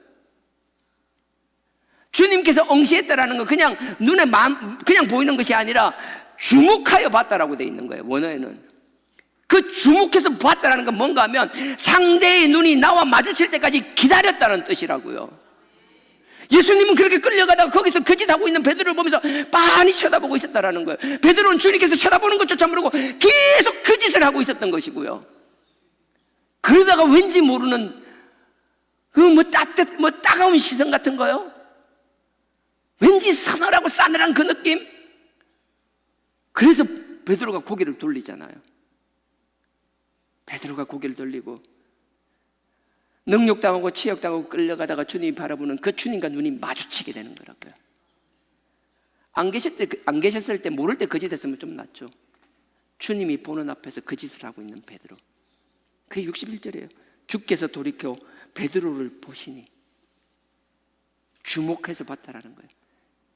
베드로와 눈이 마주칠 때까지 거기서 서서 기다리셨다라는 거예요.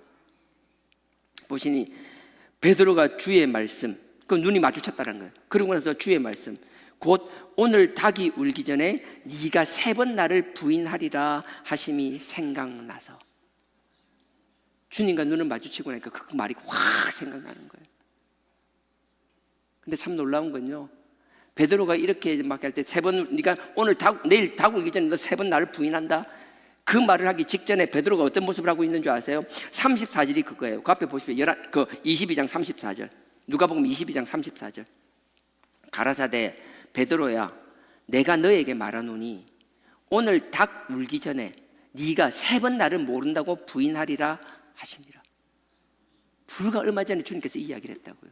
이 이야기를 할 때 우리 베드로 선배님은 어떤 사람이었는 줄 아세요? 딱 저와 여러분 우리 모습이에요.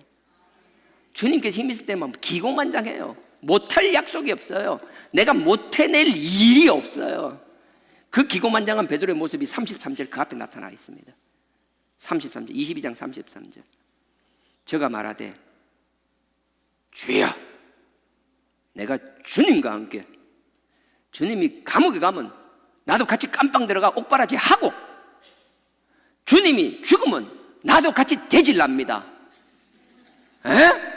나 베드로, 내 갈릴리에서 고기 좀 잡고 생선 배 좀 많이 따봤고 생선 대가리 많이 날려봤고 내가 한 칼 쓸 줄 알고, 주님 옥에 가면 내가 가서 목바라지고 주변에서 뭐 귀찮게 하는 놈 내가 다 정리해 볼랍니다. 다 해버리면 주님 죽으면 나도 따라 뒤질랍니다. 말이사. 하여튼 말은 저거 33절. 베드로가 말하되 주여, 내가 주와 함께 옥에도 가고 주님 죽으면 나도 같이 뒤집고 하여튼 그럴 마음에 이 준비가 됐다. 마음의 각오가 단단히 됐습니다. 주님, 내가 누굽니까? 베드로, 나 베드로, 수제자. 이 말하는 그 베드로의 면상에다가 주님이 34절을 얘기한다고요. 기록은 안 되지만 속으로 주님, 분명히 주님이 속으로 그랬을 거예요. 자식 웃기고 자빠졌네, 니나 잘해라. 그러면서 말씀하셨을 거라고요.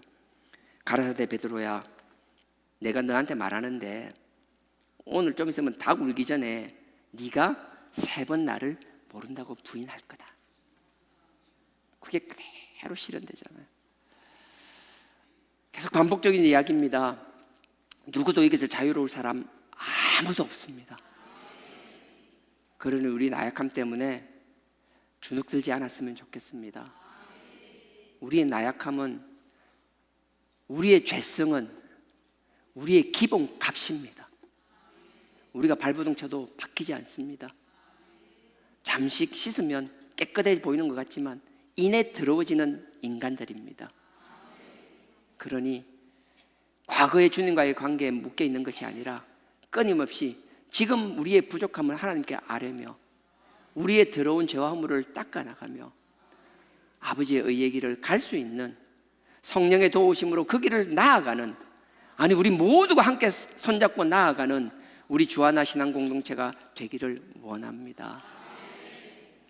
베드로는 이런 모습을 했어요. 시간이 좀 애매해서 못하겠는데 이 반면에 예수님께서는 한번 보십시오. 다시 요한복음으로 가겠습니다. 베드로는 이런 모습을 보여주었어요. 제가 이야기했잖아요. 마치 그 시골집에 보면 대문 안에 들어있는 그 강아지, 똥강아지 같은, 대문 안에서는 큰 소리지만 문 밖에 나오면 아무것도 못하는 그런 모습이 저와 여러분 우리의 모습이었어요. 하지만 주님의 모습은 그 당당함, 그 많은 병사들이 찾아왔을 때 말 한마디로 그들을 다 제압해버리는 그 능력에 하나님의 아들인 예수 그리스도, 그분은 사자와 같은 분이었어요. 그 총알과 강렬을 혼자 떠돌아다니는 그 숫사자와 같은 그 담대함 결코 잊지 않았습니다. 그 어떤 상황에서도 곳곳 하셨습니다. 그리고 그분은 하나님의 진리만을 선포하셨습니다. 그게 이제 쭉 나오는 거예요. 그 앞에 잡혀갔을 때 안나스에게 끌려간 이야기를 여러분들 했잖아요. 19절부터 보면 안나스에게 끌려가서 안나스 대제사장과 이야기가 나옵니다. 19절입니다. 18장 19절입니다. 요한복음.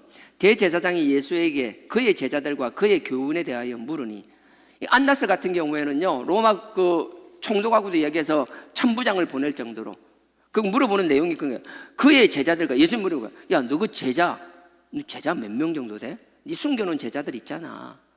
너 이게 전복하려고 막 조직으로 해가 딱 눈에는 12명만 데리고 다니는 것 같지만 실제로 엄청 많지. 너 도대체 그 몇 명이나 돼? 그게 궁금한 거예요. 일단 잡아왔으니까.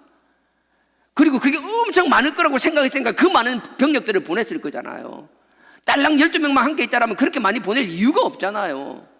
12명 예수님 배웠을 때 13명인데 13명 잡으려고 그렇게 보낼 어리석은 인간이 어디 있어요. 근데 막 자기 혼자 막 자기가 악하니까 남도 악할 거라 생각하는 거. 저 그런 경우 많아요.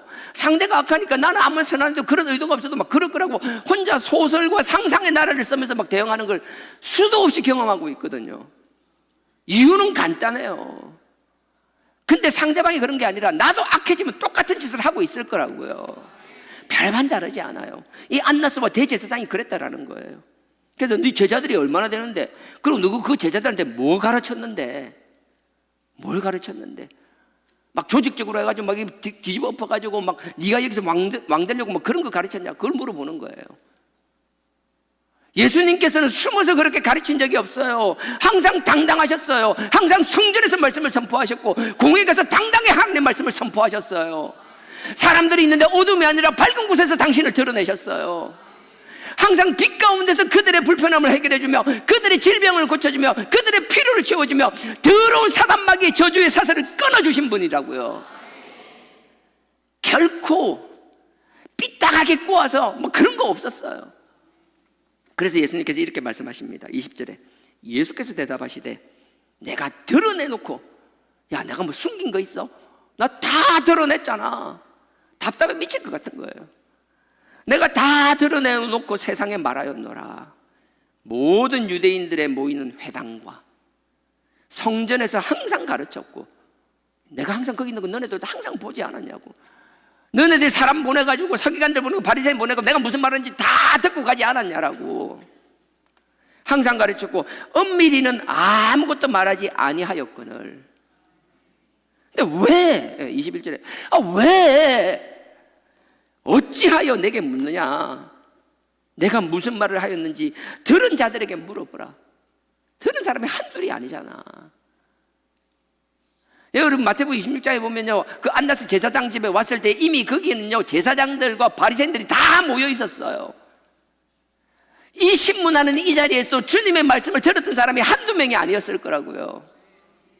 누구 다 들었잖아. 내가 어떻게 살아왔는지 다 봤잖아.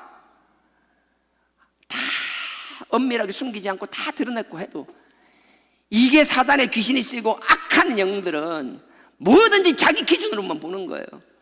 모든 게 악하게만 보이는 거라고요. 그러니까 보세요.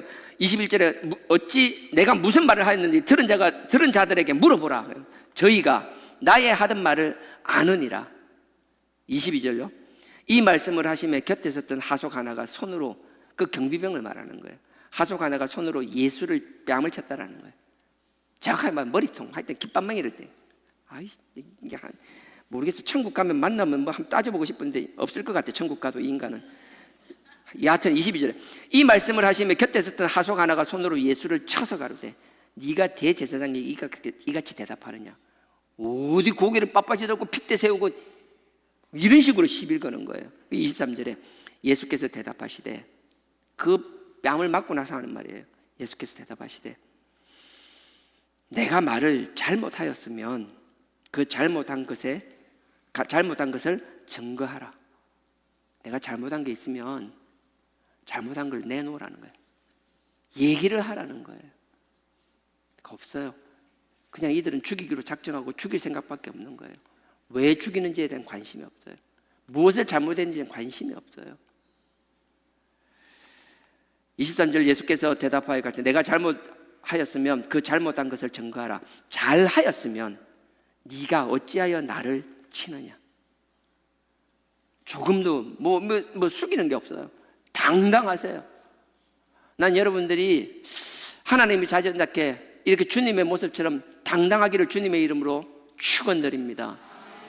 이게 영적인 문제뿐만 아니라 여러분 삶의 자리에서도, 여러분 삶의 자리에서 여러분들이 맡아서 하는 그 일에도 주님이 하나님의 뜻을 이렇게 엄밀하게 숨기는 게 당당하게 일을 해냈던 것처럼, 그래서 자신감이 가득하여 사자처럼 담대함으로 그들을 맞섰던 것처럼 여러분들도 여러분 삶의 자리 그 일에서 담대하고 당당한 사람들이 되길 주님의 이름으로 축원드립니다. 우린 주님처럼 살 수는 없지만 그 길을 따라가기를 원하는 사람들입니다. 그러니 그 길을 따라가는 저와 여러분 멋진 하나님의 자녀들, 크리스찬들이 되기를 원합니다. 그리고요, 시간이 20분인데요 한 3분만 하겠습니다. 뒤쪽으로 넘어가면 이제 빌라도에게 끌려갑니다. 끌려가는 과정들이 막 나옵니다. 이것까지 얘기하려면 답이 없을 것 같고요. 그 빌라도에게 끌려가는 얘기가 나옵니다. 빌라도 총독에게 끌려가고 빌라도와 막 대화하는 내용들이 쭉 뒤에 나옵니다. 18장 28절부터 쭉 나옵니다. 그러다가 37절로 넘어가겠습니다. 37절 이것만 하고 정리하겠습니다. 18장 37절 요한복음 제가 읽겠습니다. 빌라도가 가로되 빌라도 총독이 이제 빌라도 총독한테 끌려왔어요. 예수님이 빌라도가 총독이 예수님께 가로되, 야, 그러면 네가 왕이 아니야? 네 끌고 온 사람들은 유대에서 다 네가 왕이라 하던데 너 왕 아니니? 라고 물어봤어요. 예수님에게. 그러니까 예수께서 대답하시되, 네 말과 같이 내가 왕이니라. 왕 맞는데? 네 금방 왕이랬잖아. 나 왕 맞아. 내가 이를 위하여 났으며 이를 위하여 세상에 왔나니 곧 진리에 대하여 증거하려 함이노라. 이 말이 무슨 말인가 하면요, 빌라도가 물어보는 거예요. 네 끌고 온 사람들이 네 왕이라는데 왕 맞냐? 그러니까 예수님이 그 앞에 읽진 않았습니다. 지나왔습니다. 뭐라고, 그 총독이 뭐라고 하는가 하면, 내 왕 맞는데 내가 다스린 나라는 이 땅이 아니고 다른 나라라는 거예요. 너희가 생각하는 이 땅에 있는 그런 나라가 아니라는 거예요. 빌라도는 이해가 안 돼요. 왜냐하면 빌라도는 이 땅에 있는 나라만 생각하지 영원한 천국이나 하늘나라에 대한 개념 자체가 없는 인간이에요. 뭔 소리인지 못 알아들어요. 그러니까 똑같이 물어보는 거예요. 또 네 왕 맞지라고 30주에 또 물어보는 거예요. 예수님께서 맞다, 왕 맞긴 맞는데 네가 생각하는 그런 종류의 왕은 아니다라고 얘기하는 거예요. 그래서 그러면서 주님께서 말씀하시는 거예요. 37절 중반절 이후에 보면, 내가 왕이라, 내가 이를 위하여 났느니, 내가 왕이기 때문에 이 일을 왕으로서 일을 하기 위해서 이 땅에 왔다라는 거예요. 이를 위하여 세상에 왔나니 곧 진리에 대하여 증거하려 함이로라. 내가 왕이 왔는데 내가 다스리는 나라는 지금 눈에 보이는 이런 나라가 아니야. 진리가 다스리는 나라에 내가 왕이라는 거예요. 여러분 알잖아요. 진리는 앞에 17장 17절에 말했잖아요. 하나님의 말씀이 진리라고 말했잖아요. 주님께서 원하시는 건 하나님의 말씀과 하나님의 뜻과 의가 이루어지는 세상을 원하시는 거라고요. 내가 그곳에서 하나님의 뜻을 실현하기 위하여 하나님의 뜻을 실현하는 그 진리를 선포하며 그 진리 가운데 하나님의 백성들을 세워나가며 내가 그들 위해 왕으로 살아나가겠다는 말씀을 하시는 거예요. 그러니까 그 얘기를 들었던 빌라도가 38절에 얘기하는 거예요. 빌라도가 가로되, 한참 이래 주님께서 막 저처럼 열변을 토하고 얘기했을까요? 그러니까 한다는 말이, 그래서 진리가 뭔데? 속이 디비지지요. 못 알아들어요. 하지만 분명한 건 알았어요. 빌라도가, 네가 말하는 진리가 그런 진리라면, 내가 그게 뭔지는 모르겠지만 분명한 건 네가 여기 끌려온 이 죄목은 이 땅의 세상인 이 로마 제국에서는 더 이상 죄는 아니다라고 선을 그어줘 버려요. 그래 풀리는 거예요. 세상에 있는 사람들도 이걸 구분해요. 근데 하나님의 같은 울타리 안에 있는 사람들이 악한 눈으로 바라보고 마음이 악해지니까 세상에 믿지 않는 인간들보다 더 악해진다는 거예요. 극명하게 보여주고 있잖아요. 38절 빌라도가 가로되, 진리가 무엇이냐 하더라.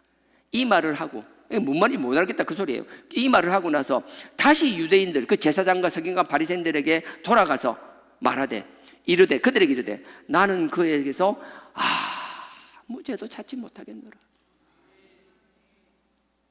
주님께서는요, 하나님 주신 이 진리의 말씀이 있었기 때문에, 나는 여러분들 분명히 생각합니다.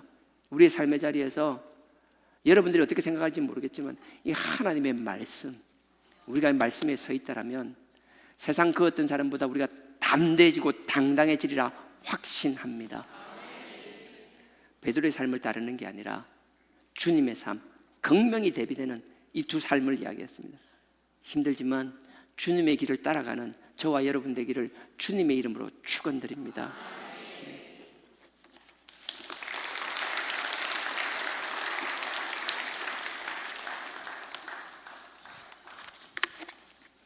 주여, 우린 연약합니다. 우린 오늘을 힘겨워합니다. 주 뜻 이루며 살기엔 부족합니다. 우린 연약합니다. 주여, 우린 넘어집니다. 오늘 하루 또 실수합니다. 주의 긍휼을 구하는 죄인입니다. 우린 주만 바라봅니다.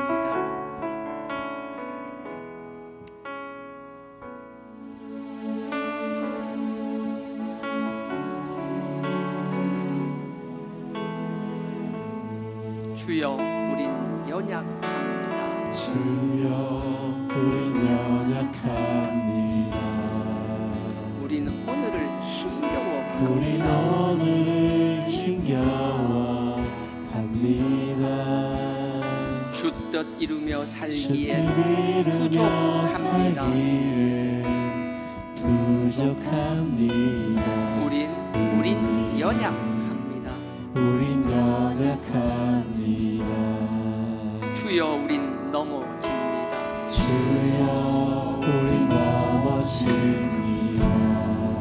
오늘 하루 또 실수합니다.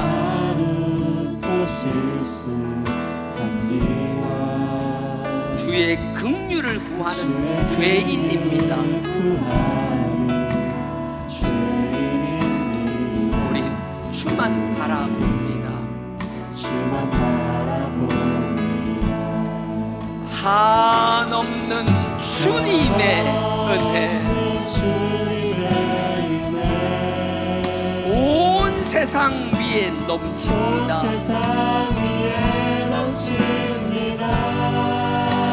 가릴 수 없는 주 영광,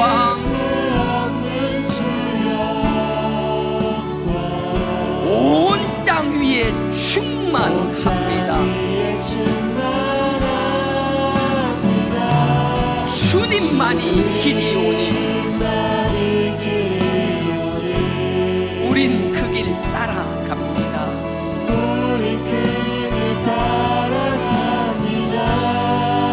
그날에 우릴 이루실 주는 완전합니다. 다시 한번 하겠습니다. 주여 우린 연약합니다.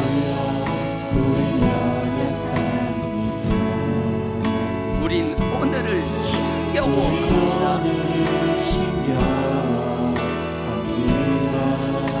주 뜻 이루며 살기엔 부족합니다. 우린 연약합니다. 주여 우린 넘어집니다. 오늘 하루 또 실수합니다.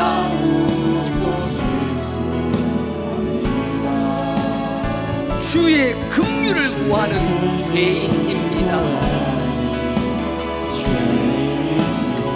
우린 주만 바라봅니다. 한없는 주님의 은혜, 온 세상 위에 넘칩니다. 가릴 수 없는 주 영광, 온 땅 위에 충만합니다. 주님만이 길이오니 우린 그 길 따라갑니다.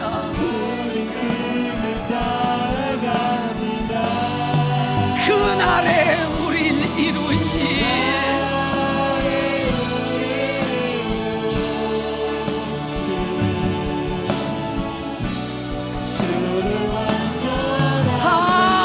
한없는 주님의 은혜, 온 세상 위에 넘칩니다. 가릴 수 없는 주 영광, 온 땅 위에 충만합니다.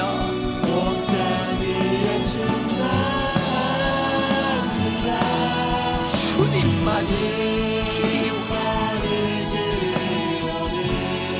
우린 그 길 따라갑니다.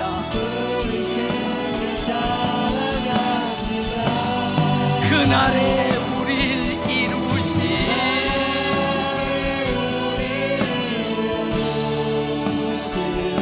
주는 완전합니다.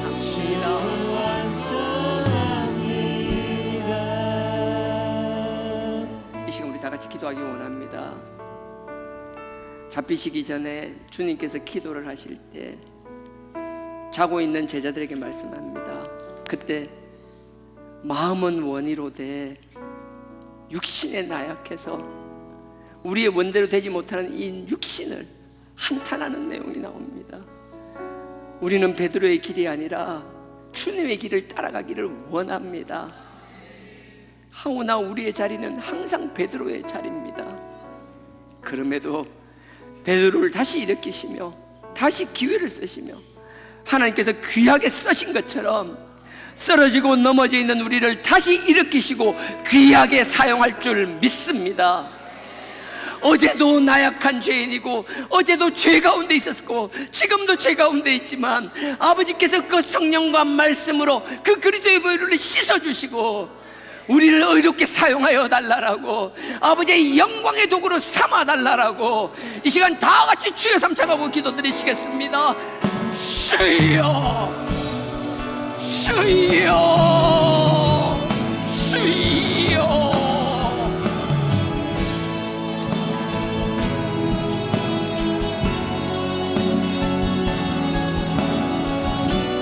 아버지 하나님, 아버지 하나님, 아버지 앞에서 끊임없이 큰 소리를 치지만 정작 그 문제 앞에서는 하늘이 초라해지며 언제 그런 큰 소리 쳤는지 하늘이 초라해질 뿐만 아니라 주님을 배신하는 자입니다.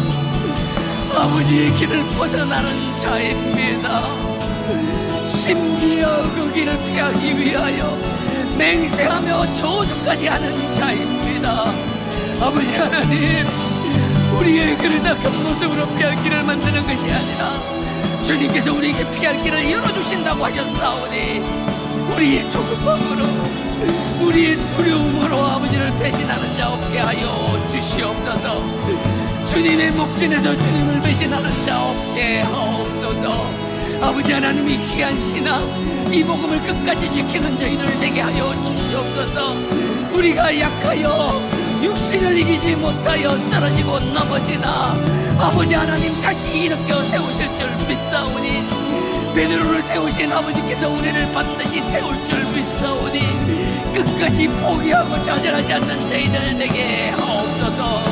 주여 성령의 능력으로 성령의 도우심으로 일으켜 세워 주옵소서. 성령으로 우리 사자와 같은 담대함을 허락하여 주시옵소서. 우리의 연약함을 주님께서 아시오니 그 아들의 보혈의 능력으로 우리의 연약함을 강함으로 채워주시고 우리의 부족함을 넉넉함으로 채워주옵소서. 아버지 하나님, 주님의 은혜만 바라보는 저희들 되게 하시고 세상의 은혜 가운데 눈을 돌리는 자가 되지 않게 하옵소서.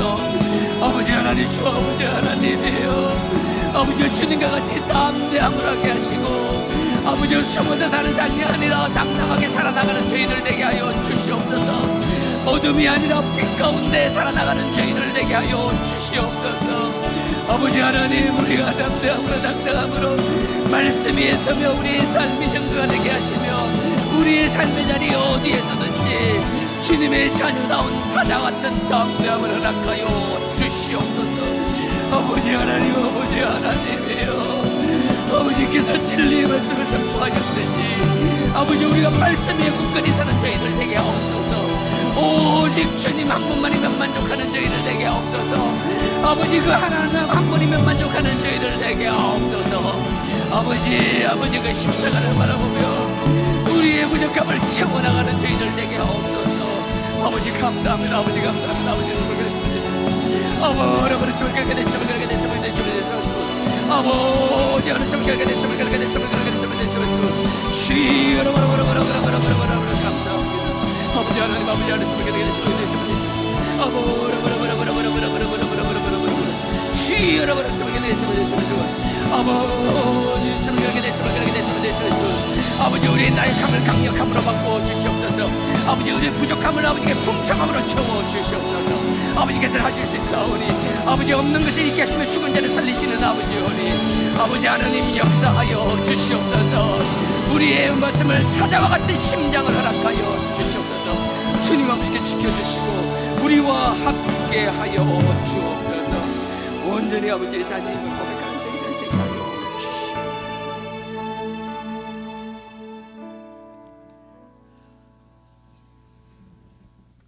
아버지 하나님, 저희의 연약함과 부족함을 아시오니 그 보혈의 능력으로 우리의 부족함을 풍성함으로 바꾸어 주시옵소서.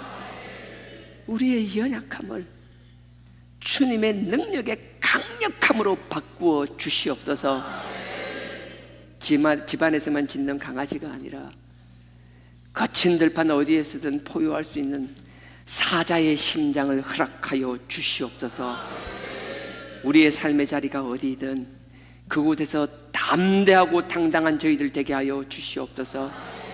어둠이 아니라 빛 가운데 걸어가는 저희들 되게 하옵소서. 진리의 말씀, 그 하나님의 말씀, 그 뜻 가운데 서는 저희들 되게 하시사 아버지께서 친히 저희를 의의 도구로 삼아 주시옵소서. 이 자리에 머리 숙인 저희들을 통하여 우리가 기도하고 있는 이 자리에 없지만 우리의 기도 제목인 그들을 통하여 아버지의 영광을 나타내시고 아버지의 영광 홀로 받아 주시옵소서. 지금도 살아 역사하시는 예수님의 이름으로 감사하며 기도드렸사옵나이다. 아멘. 없는 것도 있게 하시는 아버지 하나님, 죽은 자도 살리시는 아버지 하나님, 장벽을 허무시는 아버지 하나님, 아버지를 사랑하는 마음으로, 아버지를 귀하게 여기는 마음으로 우리의 삶의 자리에서 최선을 다하여 성실한 삶을 살았으며 그 삶의 열매를 아버지께 드렸나이다. 아버지 하나님, 이 귀한 열매가 쓰이는 곳마다 아버지의 영광이 드러나게 하여 주시옵소서. 죽은 영혼들이 살아나는 역사가 일어나게 하여 주시옵소서. 우리의 다음 세대들을 일으켜 세워 주시옵소서. 이 물질이 흐르는 곳마다 주님의 십자가의 복음이 꽂혀지는 역사가 일어나게 하여 주시옵소서. 아버지께 마음껏 드리고자 하는 마음은 있지만 여러 환경을 통하여 드리지 못하는 그 마음 아버지께서 위로하여 주시옵소서. 격려하시고 세워 주시옵소서. 이제 이만하면 되었사오니 아버지께서 길을 열어주시고 하늘의 보고의 문을 여시사 물질을 채워 주시옵소서. 물질에 눌리지 않게 하여 주시옵소서. 기쁨과 찬양과 감사로 드리는 자들 되게 하여 주시옵소서.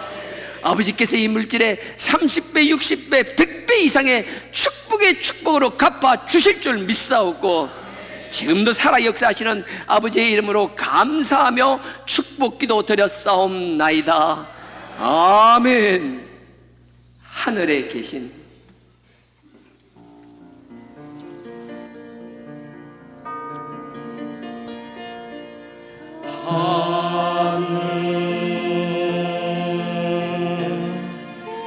계신 아버지 이름 거룩하사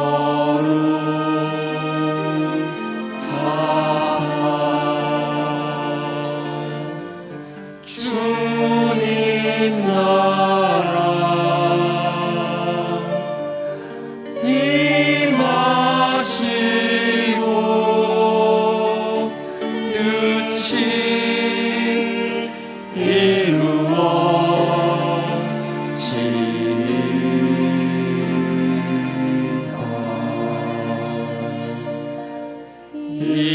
일용할 양식 주시고 남용서한 같이 다 용서하시고 또 시험에 들게 마시고 악에서 구원하소서. 대개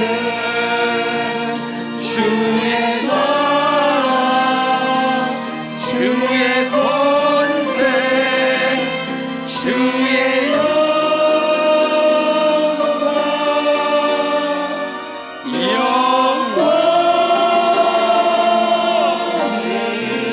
영광이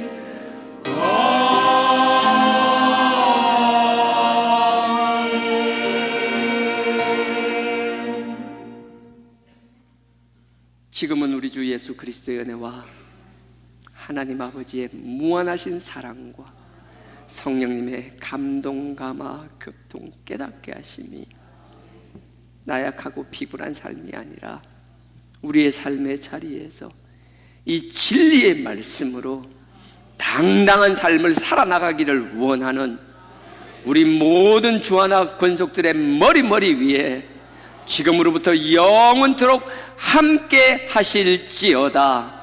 아멘.